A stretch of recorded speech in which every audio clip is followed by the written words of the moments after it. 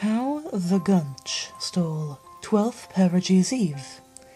Direct from the desk of the director. Every troll down in Gunchh Scourge liked 12th Perigees Eve a lot. But the Gunchh, who lived just north of Gunchh Scourge, did not. The Gunchh hated 12th Perigees Eve the whole goddamn season. Now, please don't ask why. No one quite knows the reason. It could be his head wasn't screwed on right. It could be perhaps that his shoes were too tight.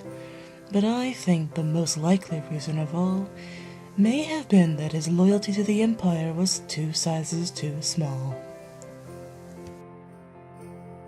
But whatever the reason, his heart or his shoes, he stood there on 12th Perigees Eve, hating the trolls, staring down from his cave with a sour, grouchy frown at the warm-lighted windows below in their town, for he knew that every troll down in Gunchh Scourge beneath was busy now hanging a mistlefoot wreath. And they're hanging their blood socks, he snarled with a sneer. Tomorrow is Perigees Eve, it's practically here. Then he growled with his Gunchh fingers nervously drumming, I must find some way to stop happiness from coming, for tomorrow he knew. All the troll NB girls and boys would wake bright and early, they'd rush for their toys, and then, oh the noise, noise. That's one thing he hated, the noise.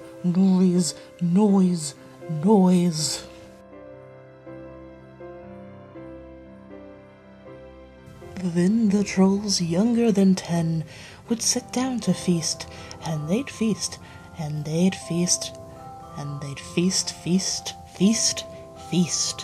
They would feast on beast pudding and rare roast hoof beast, which was something the Gunchh couldn't stand in the least.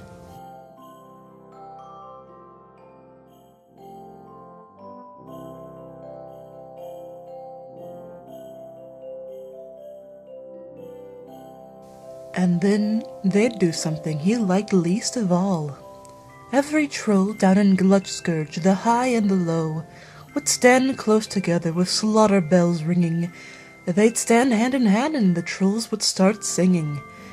And they'd sing and they'd sing, and they'd sing. And the more the Gunchh thought of this pro-empire sing, the more the Gunchh thought, I must stop this whole thing. Why, for all my life, I've put up with it now. I must stop this celebration from coming. But how?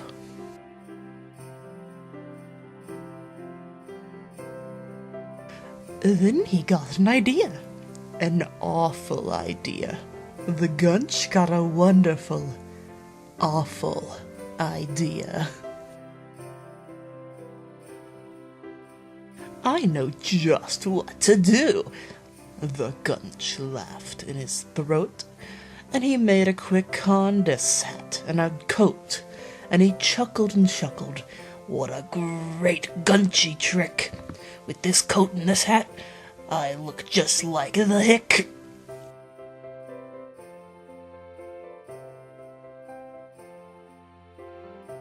All I need is an antler beast.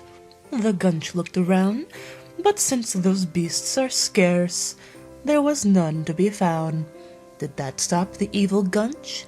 No, the Gunchh simply said, if I can't find this beast, I'll make one instead. So he called his Lucis Max. Then he took some red thread, and he tied a big horn on top of his head.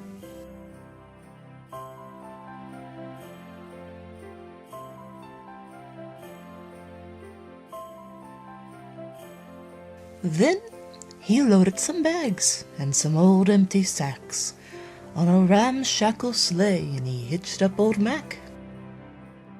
Then the Gunchh said, "Giddy up," and the sleigh started down towards the homes where the trolls lay a snooze in their town.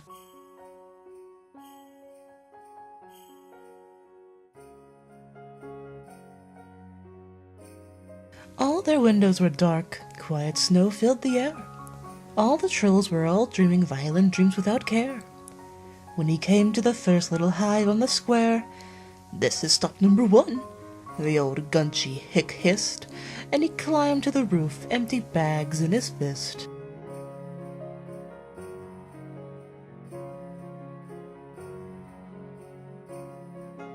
Then he slid down the chimney, a rather tight crunch, but if Hick could do it, then so could the Gunch.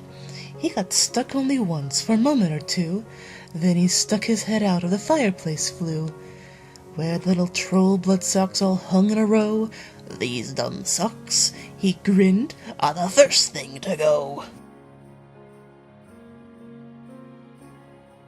Then he slithered and slunk, with a smile most unpleasant, around the whole room, and he took every present.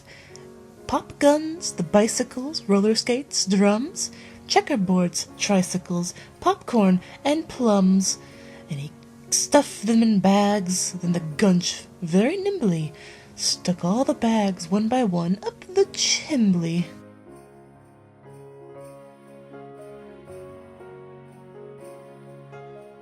Then he slunk to the meal vault. He took the troll feast, he took the damn pudding, and he took the roast beast. He cleaned out the thermal vault as quick as a flash. Why, the Gunch even took their last can of veggie mash.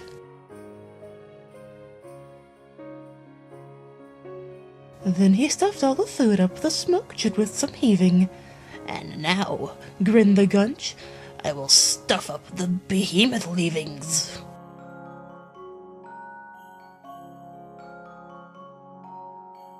And the Gunch grabbed the leavings, and he started to shove, when he heard a small sound like the coo of a dove.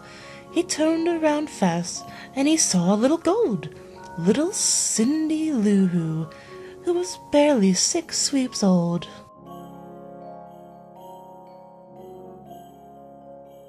The Gunch had been caught by this tiny motherfucker, who got out of bed for a cup of cold water.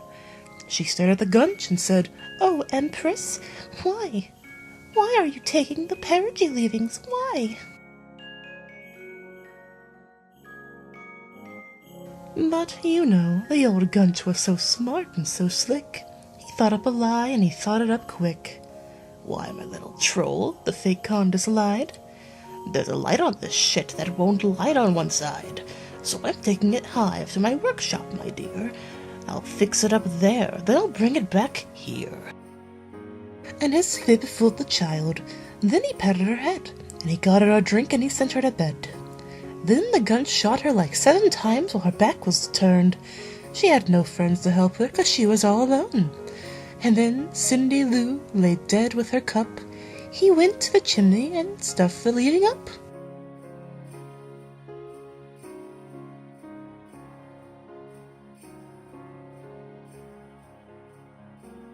Then the last thing he took was the log for their fire. Then he went up the chimney himself, the old liar.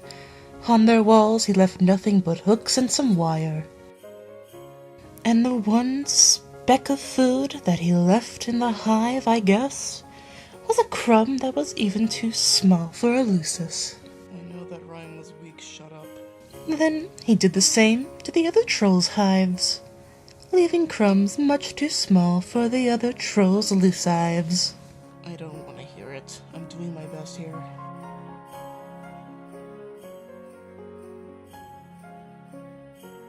It was 1/4 dusk, all the trolls still a coon, all the trolls still a snooze, when he picked up his sled, packed it up with their presents, the ribbons, the wrappings, the tags, and the tinsel, the trimmings, the trappings.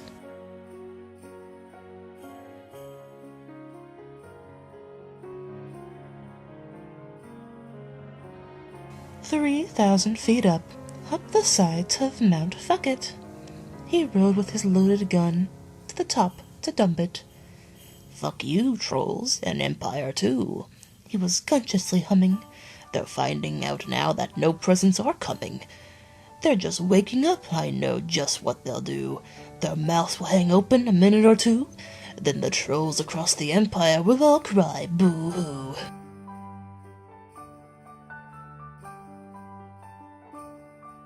"That's a noise," gunned the Gunchh, "that I simply must hear." So he paused, and the Gunchh put his hand to his Gluck, and he did hear a sound rising over the snow. It started in low, then it started to grow. But the sound wasn't sad. Why, the sound sounded merry. It couldn't be so, but it was merry, very. He stared down at Gunchh Scourge. The Gunchh popped his eyes. Then he shook. What he saw was a shocking surprise.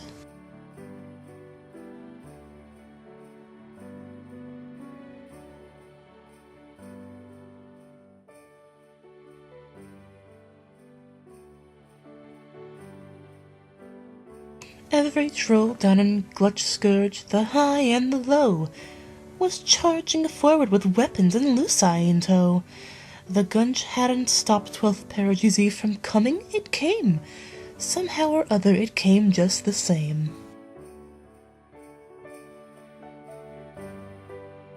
And the Gunchh, with his Gunchh feet ice cold in the snow, stood puzzling and puzzled. How could it be so? It came without minions. It came without bombs. It came without gunshots, fires, or bloms. And he puzzled some time till he remembered the horde. Then the Gunchh thought of something he should have thought before. "This 12th Perigees Eve," he thought, "I'm beat, but I'll be back from now. I must use my feet."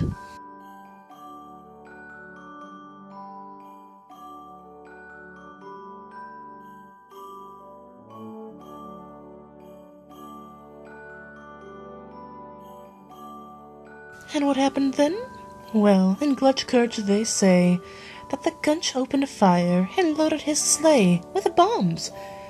And the minute his opening came right, he fired a shot and set the sleigh alight. It exploded violently, showering all with blood. And he